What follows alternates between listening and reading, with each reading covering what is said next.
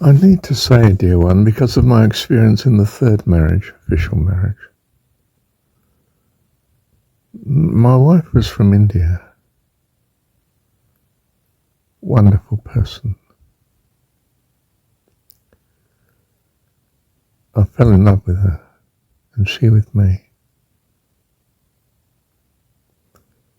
I tell you this despite the more medium-term outcome, where she hates me now.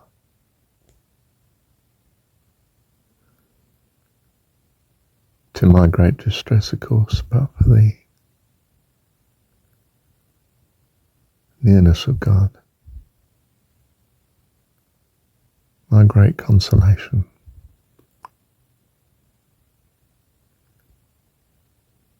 Yes, dear one, you got it right. I turned to God in my despair.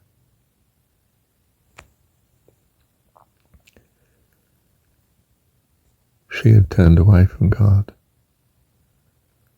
In fairness, I think in her despair. And it occurs to me, it comes to me, dear one, that her problem was cultural shift. To come from southern India, Seventh-day Adventist family, most earnest, most legalistic, to the freedom of New Zealand, and someone who loves her, of course, utterly, Marshall.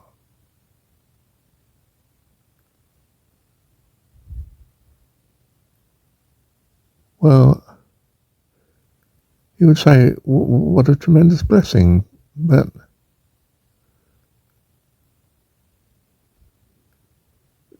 can I say incredibly destabilizing? I mean, being born again, in a sense she was, although most earnestly religious before,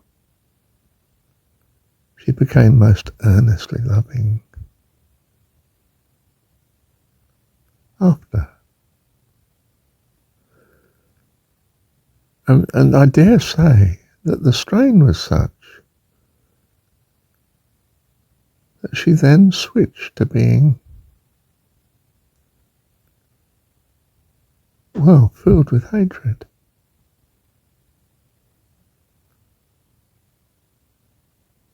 For the one she loved and who still loves her.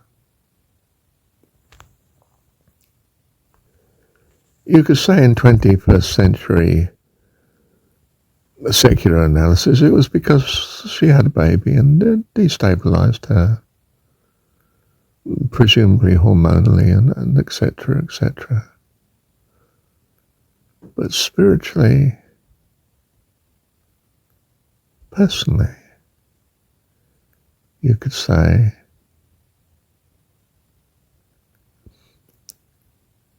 well, she had too much change. Culture, place, everything. And she's taken refuge in separation, in hatred.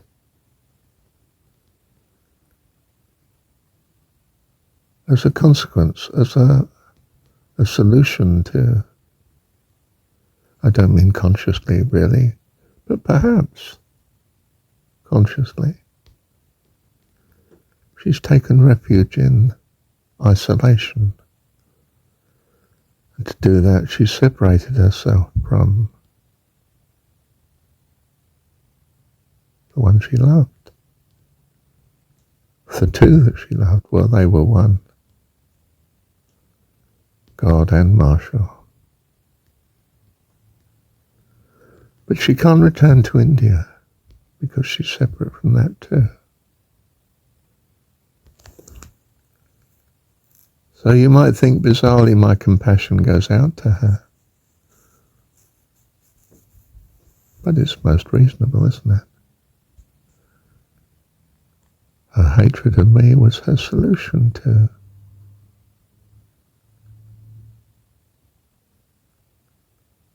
an over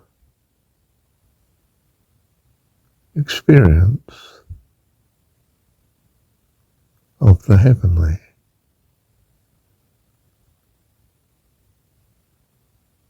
Too soon or too quickly.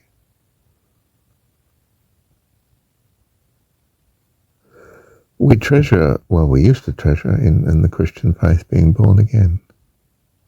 A total new start. But the new starts and being born again that we know of in the world are a state of absolute incompetence and ignorance. You know, the newborn baby doesn't even know how to feed. In fact, most babies need a bit of a slap on the back, you know, and get the lungs and to tick in and breathe.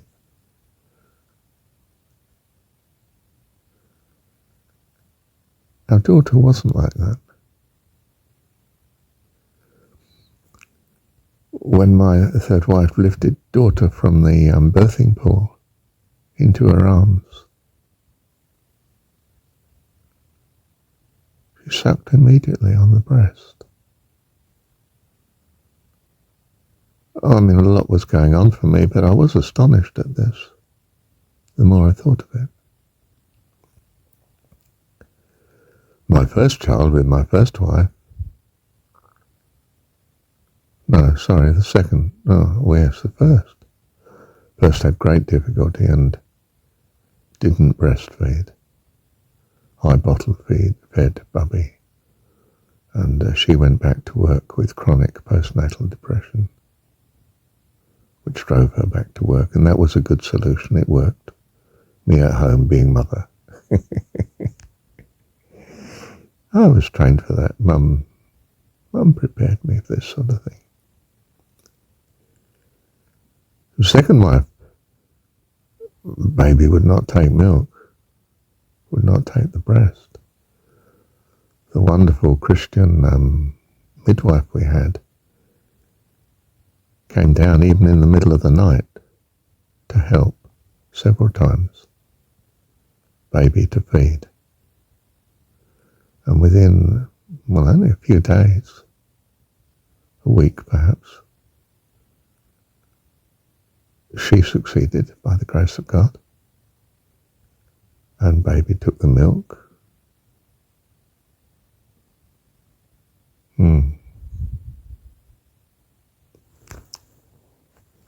But the third wife,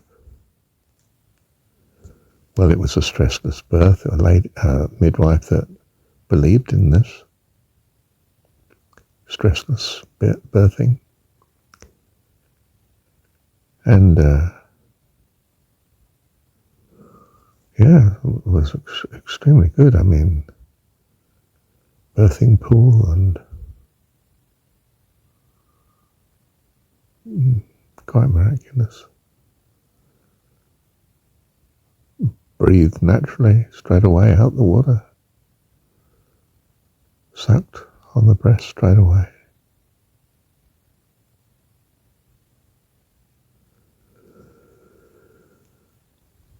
But at birth, you see, we're incredibly incompetent. We make terrible mistakes, and we grow up all bitter and twisted, perhaps for all sorts of reasons. Not necessarily angels, you see.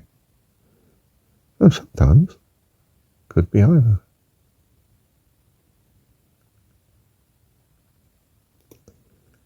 I felt that my third wife, it's the wrong phrasing, but that she had an overfill of blessing of godliness and blew a fuse, blacked out, became satanic. I mean, in spiritual Pentecostal Christian terms, demonic, frightening. I mean, the police protected me from her. She was becoming that dangerous. They protected the child too, but there was no need. She was no threat to the child. I still maintain she's a good mum. I mean, in as far as someone being demonic can be a good mum.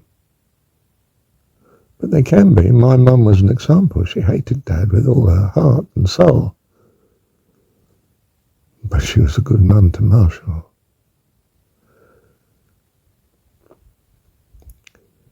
Well, I say that, I mean, perhaps from God's point of view, she was right in that she'd bring me to a state where I ultimately, beyond her reach, would come to conversion.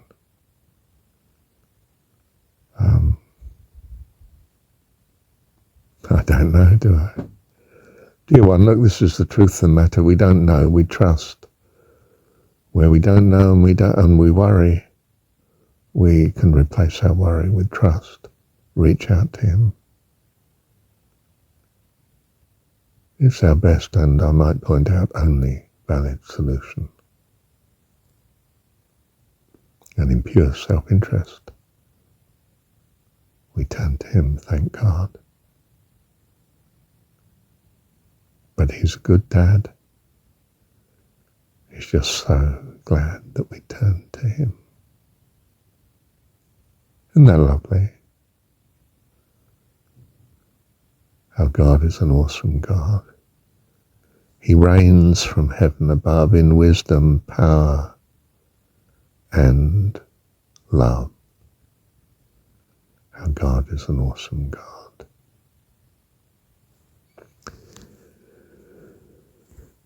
Let me pause, dear one. Well, I don't think I can add to this. Perhaps, dear one, you can. Bless you.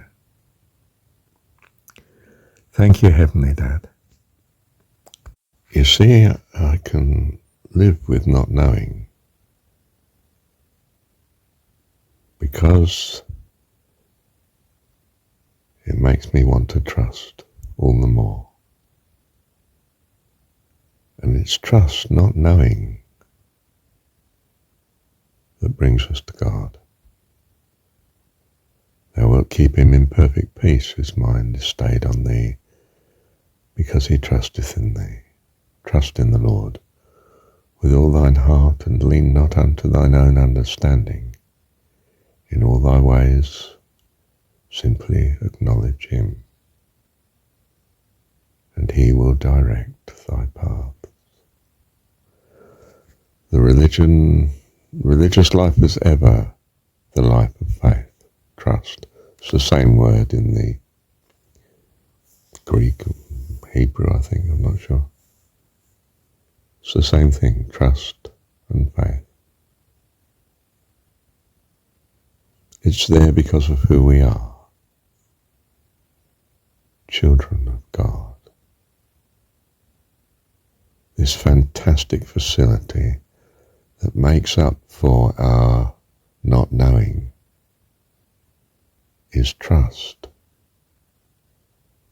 That we might have all the blessings as if we knew, simply because, though we don't know, we trust him. It tells you who we are. For who but the children of God would simply want to trust God? Come what may. In fact, come what may, the more they want to trust in God. And in some sense, that's the experience of what we're here for. To taste not just good, but evil as well. And to realize we want the good with our whole being. My soul longs for you, Heavenly Dad. My soul longs for you. Nothing else will do. My soul longs for you. Love you, Dad. Thank you, Dad.